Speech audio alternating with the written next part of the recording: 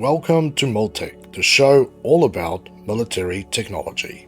Today, we're covering the SU-152, not to be confused with the SU-152 Tehran, the SU-152G, or the SO-152.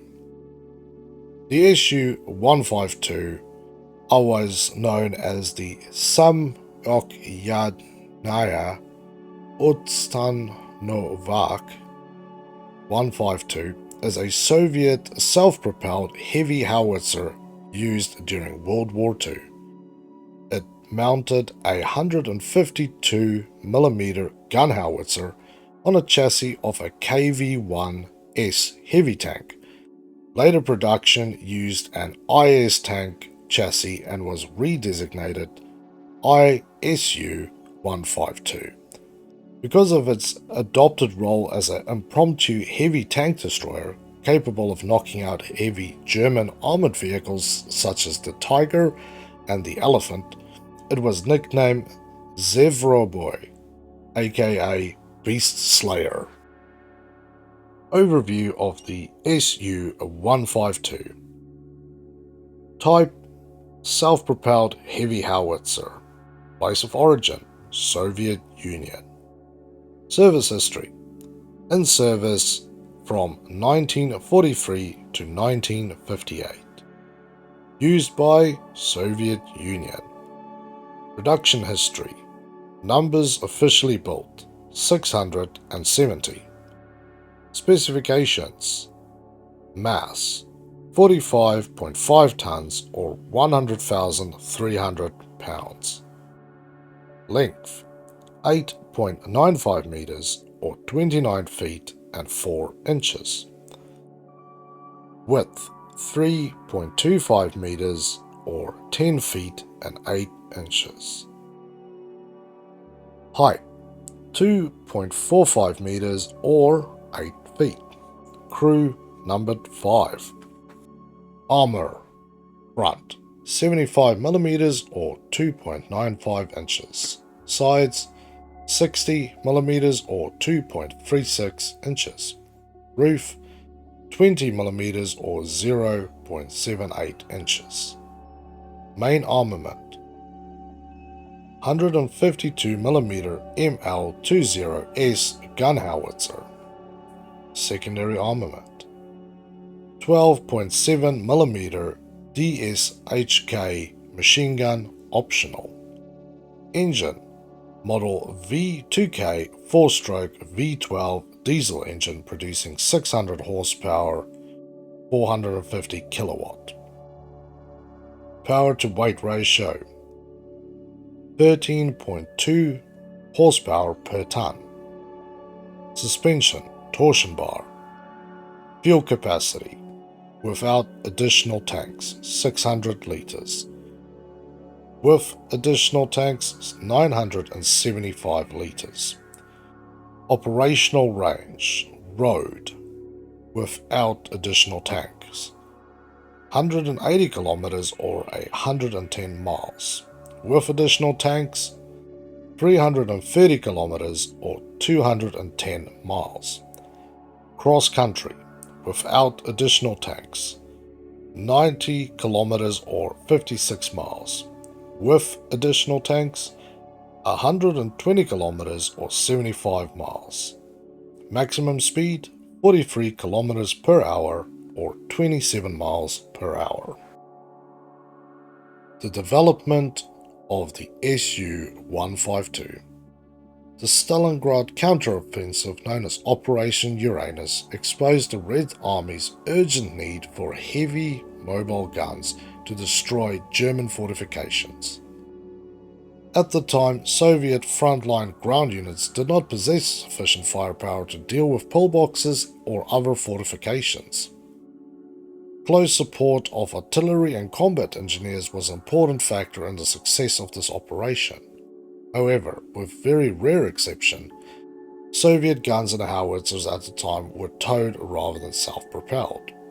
This lack of mobility was exacerbated by the absence of roads, the presence of deep snow, and the scarcity of artillery tractors.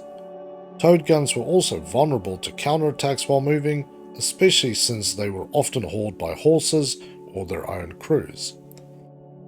The 152mm heavy howitzer was particularly difficult to maneuver due to its great weight. They were incapable of crossing rivers or anything but tank bridges and were prone to being abandoned after becoming mired. In November of 1942, the State Defense Committee therefore ordered the development of a heavy self-propelled gun with a 152.4mm ML-20 howitzer.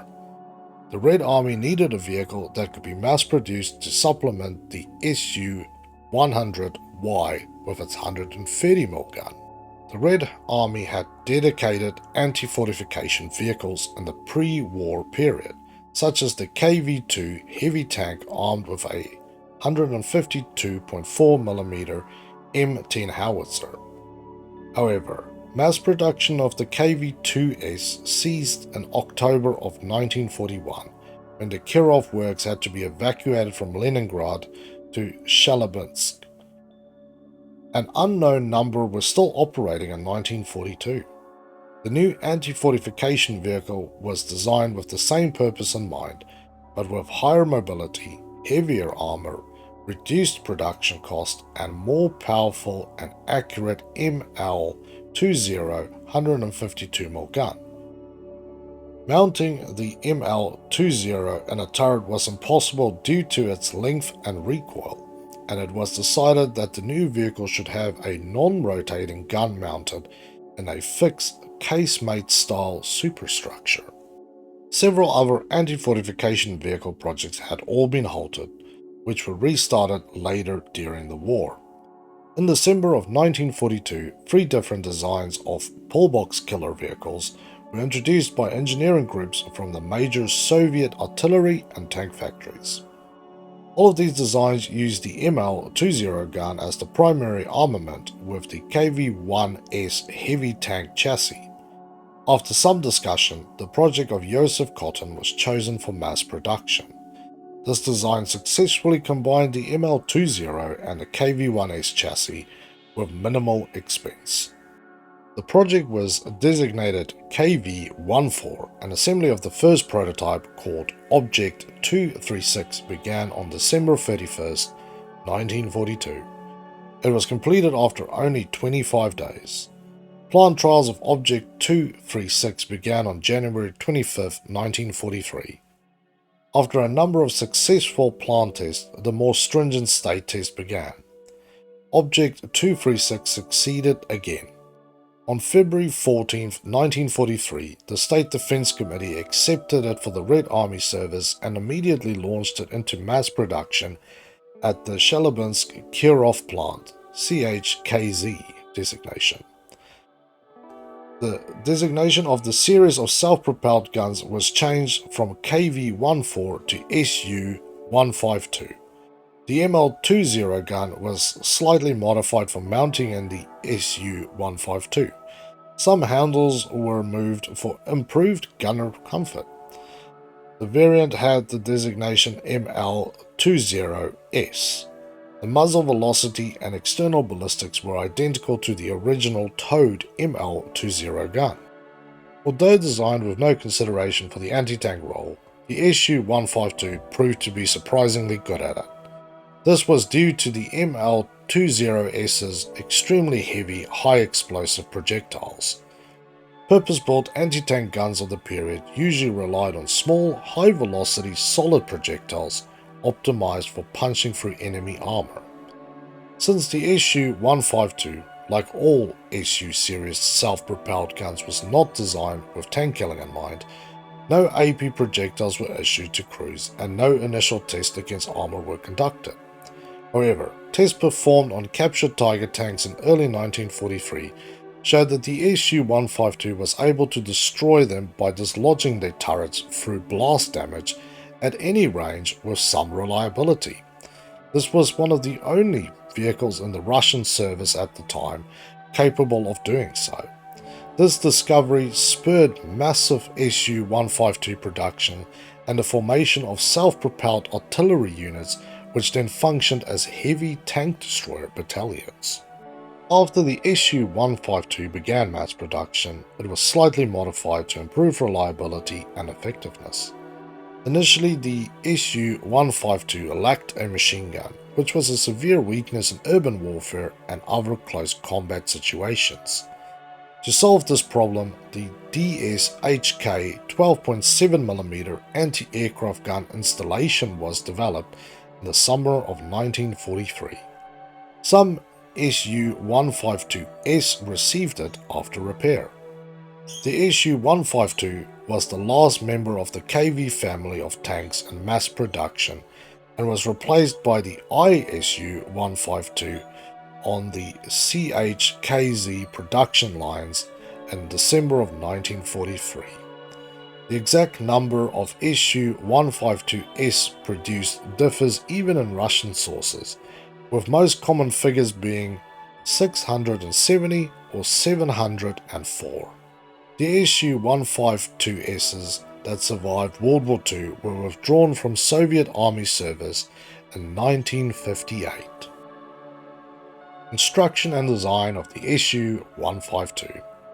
The SU-152 followed the same, fully enclosed case-mated design as most other Soviet self-propelled guns. The fully armoured hull was divided into two compartments, one for the crew, gun and ammunition in the front, and one for the engine and transmission in the rear. The hull was welded from rolled armour plates of different thicknesses, these being 75, 60, 30 and 20 mm. The front hull and superstructure armour plates were sloped for better vehicle protection, while side armour was vertical. Lower front hull and rear armour plates were cylindrical and relatively complex in their method of production. The ML-20S gun howitzer was mounted slightly to the right of center with limited traverse range of 12 degrees. 3 of the crew were to the left of the gun, which included the driver in the front, the gunner and the loader. To the right was the vehicle commander and breech mechanism operator. The suspension consisted of 12 torsion bars for 6 road wheels, each being 600 mm in diameter on each side, with drive sprockets located in the rear. Each track was made up of 90 stamp links, with each link being 608 mm wide. The normal distance between two connected links was 160 mm. There were 3 internal fuel tanks, 2 in the crew area and 1 in the engine compartment, for a total capacity of 600 to 615 litres. These were usually enhanced by 4 unconnected external fuel tanks, which could hold an additional 360 litres of fuel. A 24-volt electrical power supply came from a single GT4563A generator with a RRA 24-watt relay regulator unit and 4 6 STE128 accumulator batteries with a total capacity of 256 amp hours. This electrical equipment was common in contemporary Soviet armored vehicles. The generator and the accumulator batteries fed all the electrical equipment: the ST700 electric starter motor, a radio set, an intercom system, external and internal lights, and illumination of gun sight scales. For observation from the interior, all roof hatches had periscopes along with 2 gun sights, the telescopic ST-10 or CT-10, and a panoramic sight. For crew communications, a TPU for BizF intercom was fitted, and for inter-vehicle communication there was a single radio. The first series SU-152 was equipped with the 9R, then the 10R, and finally the 10RK26 radio set. These radios were better than Soviet equipment at the start of the war, but inferior to German equipment.